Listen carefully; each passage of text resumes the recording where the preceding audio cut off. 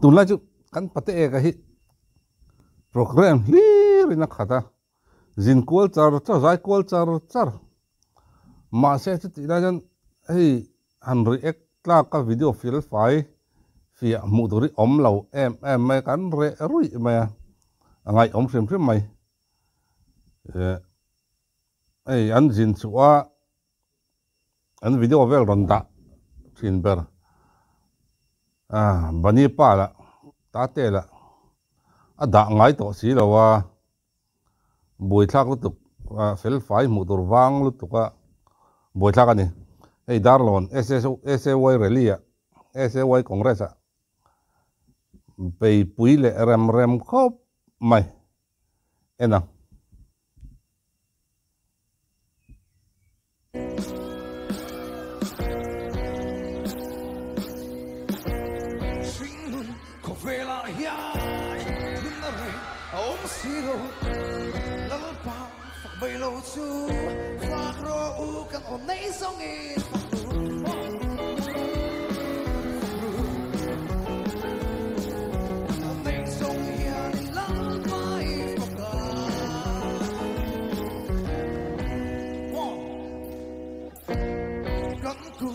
Lalpata kan ke ipenang lalpa ifakang fagro kan onay songi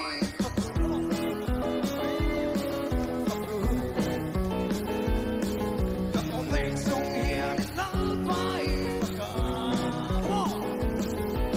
pangay songi lalpa dali mangaku katlay ni resilo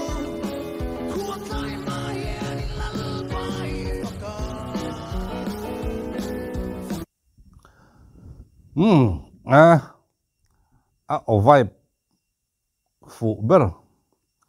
mil ber mấy là rock and roll music nen patiana ron faka anala ni tin on ne ain me vong lu to ka tiang la chunin chet sol ti te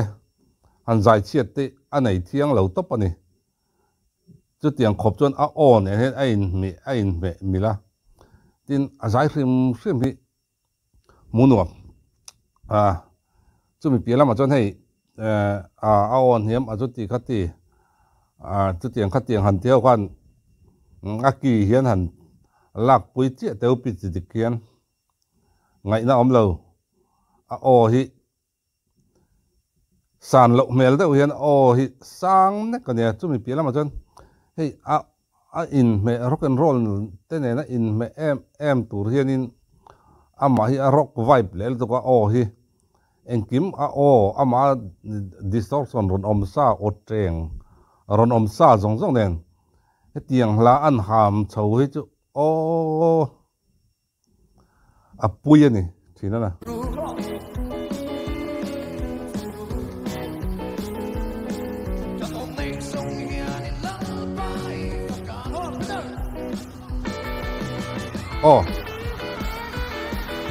Petera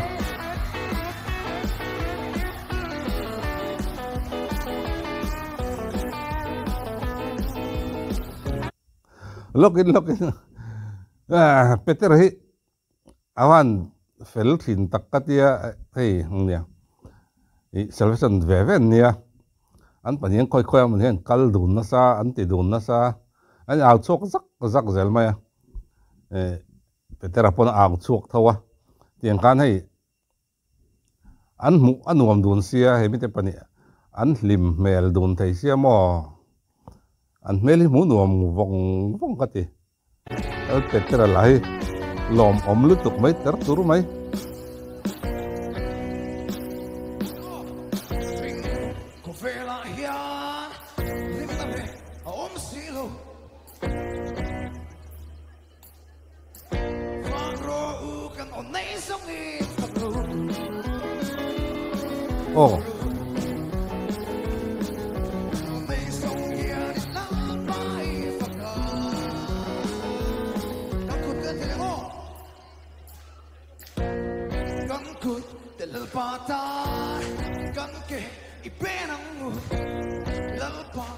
Fakang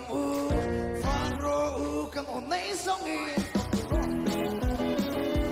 Oh,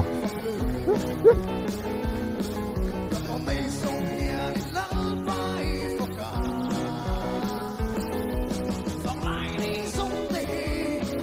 Lalbata ni mamamu. Gachet lai ni ray silo. Kuat lai maya ni lalbay fakang. Fakru.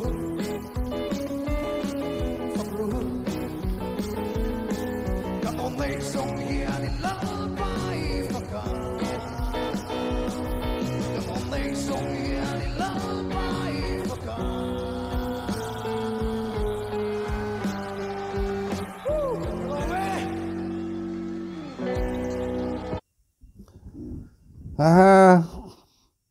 Petera.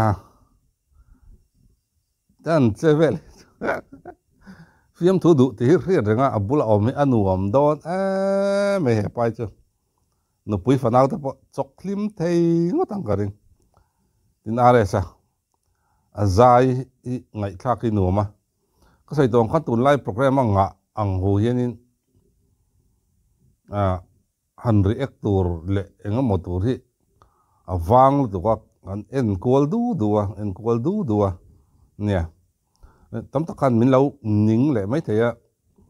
comment a ten soi thina I react ki chonin atong treu lo thei dawa chan chu YouTube yan dana nei khami an dana ke mi video nei sa ke mani ta le to kan dana nei khami an dana zom lo kha chonin ke mani channel in tuar zel box ya chuang san dan te te hi om ve kha kam lo khre thiam ula chumi piala ma an nia